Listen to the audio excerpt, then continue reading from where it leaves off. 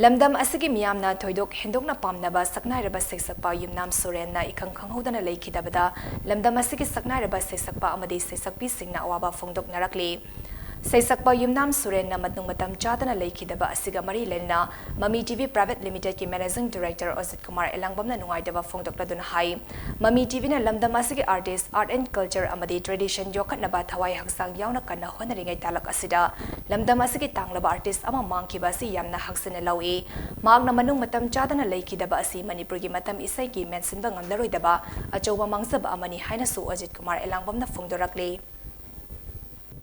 Maming leiraba Sheishakpa Yumnam Suren na ikhang khanghoudana ngarang masagi mayum wangjing wangkai laikonda leikhidaba aduga mari lerina Sheishakpa amadi Manipuri film gis maming leiraba actor Hamam Sadanandana hai Sheishakpa Yumnam Suren kannabagi damak miyamna wabi kiba amadi mating pangbi kiba sing adu ubada yamna penjaki adubu ngasidi taibang mapuna tamnamba chengzel loiraduna Sheishakpa Suren ekhoibu thadok lamlaga chatkre magna leikhidaba si thamoi sokna nungaite magna manung matam chadana leikhidaba si lamdam asigi oina achawa zab amani maki thawai na mapugi leikol da ingna chingna leiba oirasanu loinana leihoriba mahaki imung manugi awabada su saruk yari haina sadana dana makatana phongdorakli Ikoi iraktagi agi daw Sheishakpa mehan yam nungsibiba Suren leikhidabasi matam khara wali khale mahak ikoi marakta yam kuina leibe yari bane do mapuna tamlamba maki chingje loidana chakhibasi yam nungaite Ikoi iraktagi yam phaba Sheishakpa ma mangjabani Dugale Suren gi damak mahak pukanna bo honabada wabi khiba bayamna pibi rakhiba support sing ubada thamoi di yam penjaki yam artist bu nungsibiba dugale horiba imung manungi awabada su saruk yajari imung manungi awaba sing sisu mapuna kokhan bibo oisanu haijege Sheishakpa Yumnam Suren na leikhidabada ras elangbam na su thamoi sokna nungaitaba phongdorakli Koi khwagi marakta tinbiramba myamgi sashakloi Suren Yumnam leikhidabada agi makedi su thamoi sokna nungaitaba phongdokseri Sheishakpa Yumnam Suren na manung matam chadana leikhidabada Manipur gi maming leiraba Sheishakpa amadi film actor Uttam Mayang Lambam na su thamoi sokna nungaitaba phongdorakli nungaitaba phongdokpagi warol amada Uttam Mayang Lambam na hai Sheishakpa Yumnam Suren na leikhidaba asi Manipur matam isagi khongchatagi mani matum ama Ken kibagum thamoida nungaitaba fawi maki thawai na mapugi leikolda ingna chingna leirunaba mabugi mafamda thoni zari haina sumhakna phongdorakli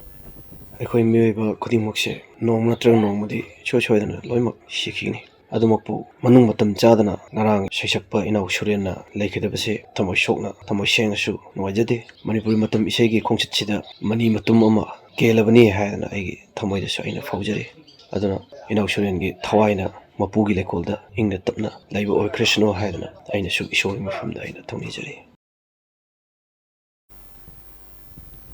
Matam sangna miyam gi thawal toramba Yumnam Suren na leikhidabada konthawzam bovin na su nungaitaba phongdokpaga loinena magi thawai na mapugi leikolda ingna chingna leiba oirasanu haina phongdorakli Matam sangna miyam gi thawal tawiramba ai nushirabe naw Suren Yumnam na manung matam sadana akoi punomapu thadokna chatkiba thamoi sokna nungaitaba amadi awaba phongdokseri maki thawaina mapugi leikolda ingna sikna leiba oirasanu haiduna ai thamoidagi paujelasi thamjai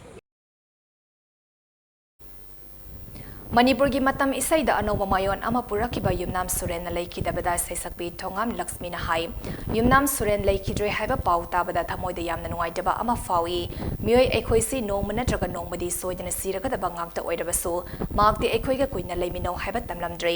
adubo mahakna saklamba isai singdi tung koina lengdana leihoragani mathang mapok haiba aduna karigumba leiramlabadi ekhoigi irakta amuk tinba fanganbiu amadi mapugi leikolda ingna chingna leiba oirasanu haina Lakshmi na makatarakli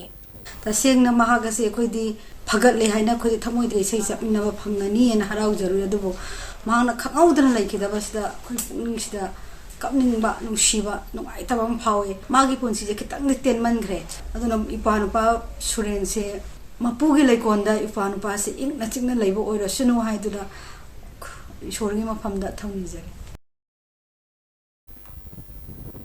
Lamdam asigi tanglabalan ama oiriba Sheishakpa Suren Yumnam na ikhang khanghoudana leikhidabada Sheishakpi Divya hobam na su nungaitaba phongdorakpaga loinena imung manungi awabada saruk yarakli